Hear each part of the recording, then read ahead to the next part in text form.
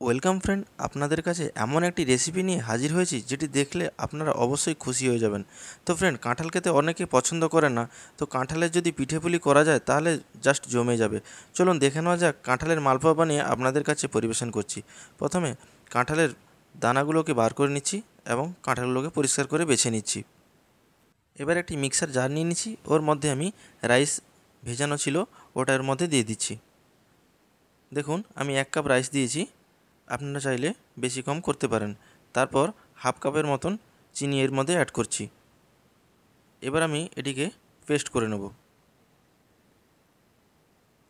দেখুন paste ready হয়ে গেছে।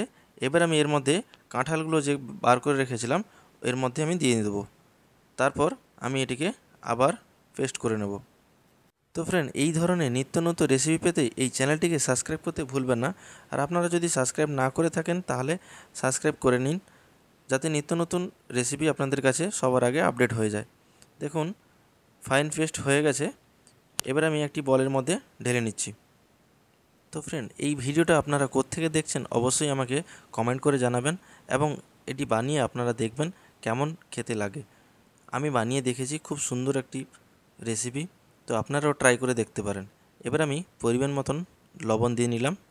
তারপরে আমি 3 চামচ ময়দা এর মধ্যে অ্যাড করছি।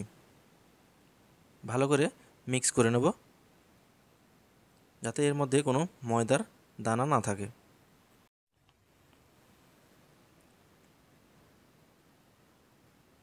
এবার আমি এর মধ্যে অ্যাড করব বেকিং পাউডার। বেকিং পাউডার আমি হাফ চামচের থেকে কম এর মধ্যে দিয়ে নিচ্ছি। এবার আপনারা চাইলে বেশি কম করতে পারেন। ভালো করে মিক্স করে নেব। এবার আমি এই ব্যাটারটিকে কিছুক্ষণের জন্য র্যাপিং করে রেখে দেব।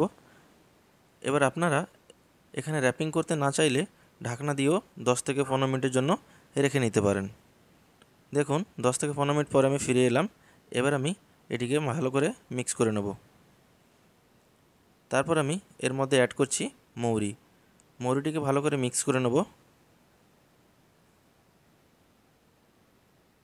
দেখুন ব্যাটারটি এইরকমই আমি ঠিক করেছি।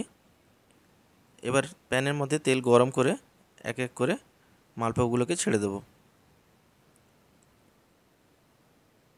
এবার এক এক করে আমি উল্টে পাল্টে এটিকে ভালো করে ফ্রাই করে নেব।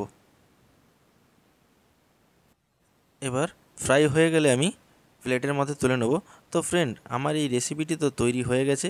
তো আপনারাও ঝটপট দেরি না করে এই রেসিপিটি বানিয়ে দেখুন, অবশ্যই ভালো লাগবে। তো ফ্রেন্ড, আজকের এই রেসিপিটি এই পর্যন্ত। আবার দেখা হবে অন্য কোনো রেসিপির সাথে। টাটা, ভালো থাকবেন, সুস্থ থাকবেন।